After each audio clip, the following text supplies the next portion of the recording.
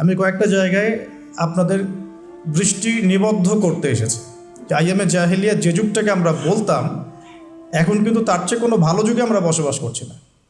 হ্যাঁ, উন্নতি হয়েছে আমাদের কোন কোন ক্ষেত্রে, জনসংখ্যা বেড়েছে, সায়েন্স অ্যান্ড টেকনোলজির উন্নতি হয়েছে, প্রযুক্তিগত উন্নয়ন হয়েছে, আমরা মহাকাশ জয় করেছি, আমরা সাগর জয় করেছি, পাহাড় জয় করেছি, এগুলো তো হচ্ছে। সত্যিকার অর্থে বিজয় কাকে বলে এটাও আমাদেরকে ভাবতে হবে। এই সামগ্রিক সভ্যতা নিয়ে যদি কাল কিয়ামতের মাঠে আমরা জান্নাতে যেতে না পারি তাহলে কি আমরা বলবো আমরা বিজয়ী ছিলাম? আল্লাহ পাক কি বলছেন? আল্লাহ পাক বলছেন ফামান যুহজিহা আনিন নারি ওয়া উদখিলাল জান্নাতা ফাকাদ ফাজ। আদম আলাইহিস সালাম থেকে শুরু করে শেষ নবী মুহাম্মদ সাল্লাল্লাহু আলাইহি ওয়াসাল্লামের উম্মত পর্যন্ত এই যে কোটি কোটি মিলিয়ন বিলিয়ন মানুষের মধ্যে যারাই পুলসিরাত পার হতে পারবে, জাহান্নাম থেকে বাঁচতে পারবে, জান্নাতে যেতে পারবে, ফাকাদ ফাজ, তারা সফল। কথায় কথায় আমরা একটা শব্দ বলি, মধ্যযুগীয় বর্বরতা। মধ্যযুগ মানে কি? কোন সময়টাকে মধ্যযুগ বলা হয়? কেন সেই সময়কে বর্বর বলি? আইএমএ জাহেলিয়াত মানে কি? কোন সমাজকে আইএমএ জাহেলিয়াত বলা হয়? কেন বলা হয়? এখনকার যুগটা হচ্ছে গিলে খাওয়ানোর যুগ। যে কোনো কথা মিডিয়ার মধ্য দিয়ে কানের পাশে যখন বারবার বাজানো হয় অটোমেটিক্যালি আমাদের মনের মধ্যে এটা ইনস্টল হয়ে যায়। যে কোনো ওয়ার্ড এই যুগে মিডিয়ার মধ্য দিয়ে মানুষকে কোনো কিছু গিলে খাওয়ানো খুব সহজ। জাস্ট আপনাকে এতটুকু করতে হবে, সারাদিন ওই বিষয়ের খবর বা কন্টেন্ট জনগণের কান পর্যন্ত পৌঁছাতে হবে।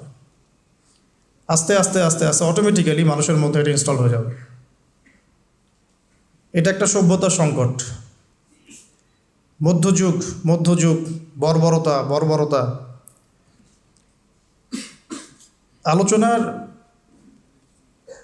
কোনো অংশই অস্পষ্ট আমি রাখছি না ইনশাআল্লাহ, কারণ সব কিছু সুস্পষ্ট করার সময়টা এখনই। যদি না করা হয় তাহলে দেরি হয়ে যাবে।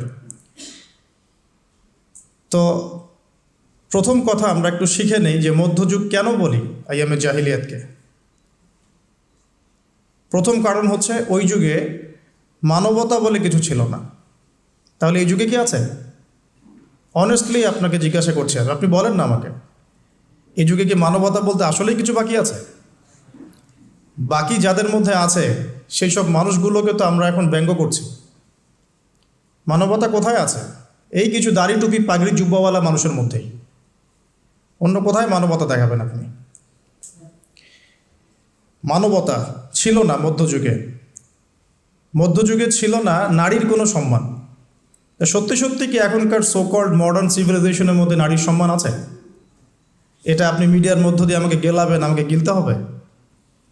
সত্যি আছে বাকি?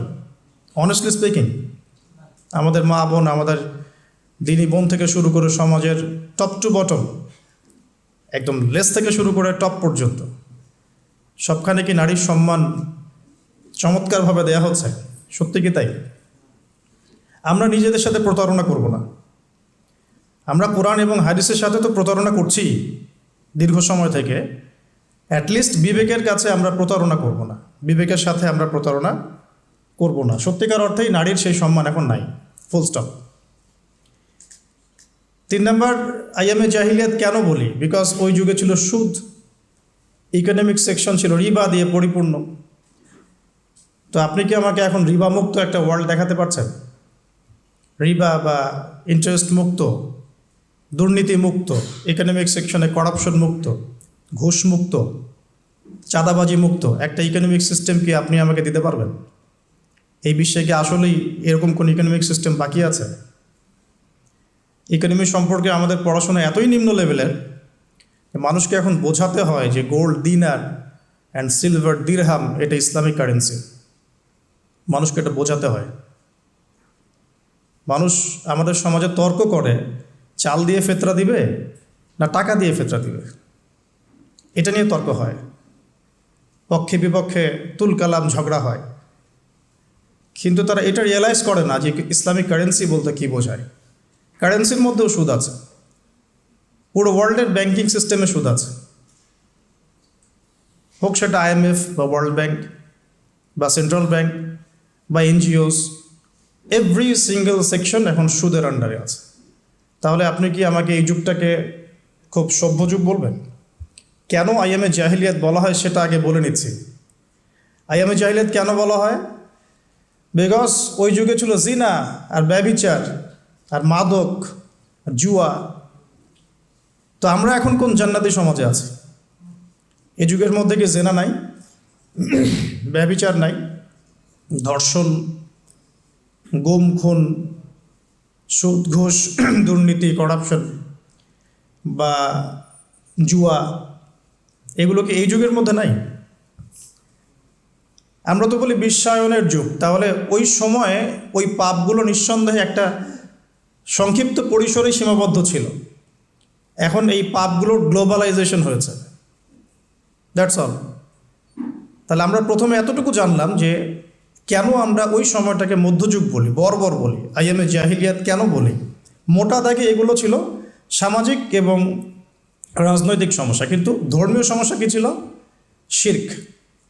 ওই যুগের মানুষ আল্লাহ পাকের একত্ববাদের সামনে মাথা নত করেনি। ওই যুগের মানুষ বহুত্ববাদী ছিল, চন্দ্র, সূর্য, গ্রহ, নক্ষত্র, গাছপালা, দেবদেবী, প্রতিমা, এগুলোর পূজা করত। তো এই সমস্যাটা কি এখন নাই?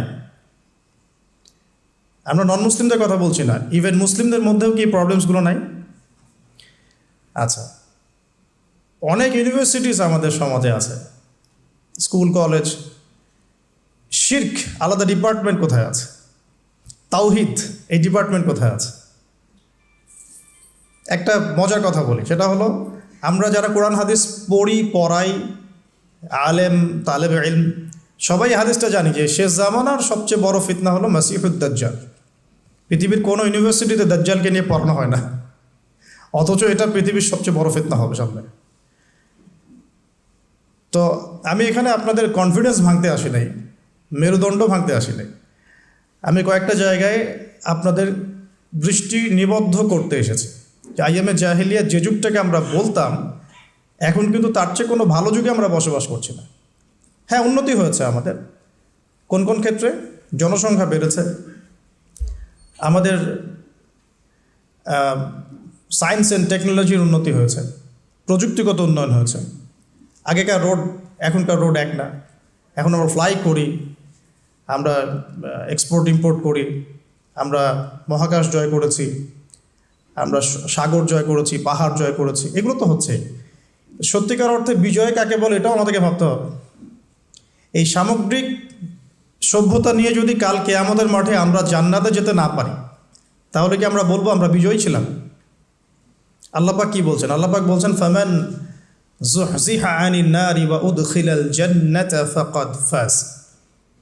আদম আলাইহিস সালাম থেকে শুরু করে শেষ নবী মুহাম্মদ সাল্লাল্লাহু আলাইহি ওয়াসাল্লামের উম্মত পর্যন্ত এই যে কোটি কোটি মিলিয়ন বিলিয়ন মানুষের মধ্যে যারাই পুলসিরাত পার হতে পারবে, জাহান্নাম থেকে বাঁচতে পারবে, জান্নাতে যেতে পারবে, ফাকাদ ফাজ, তারা সফল।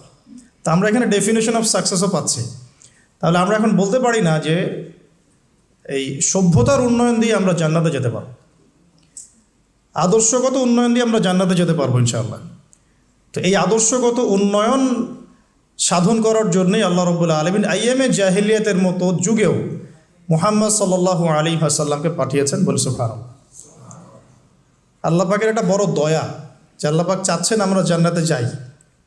আল্লাহ পাক চাচ্ছেন এই আইয়ামে জাহিলিয়াতের মানুষগুলো আবার আল্লাহর পথে ফিরে আসুক, আল্লাহকে ফিরে পাক, আল্লাহকে চিনুক, আল্লাহকে জানুক, দুনিয়াতেও সফল হোক, পরকালেও জান্নাতে যাক। এটা আল্লাহ পাক চাচ্ছেন।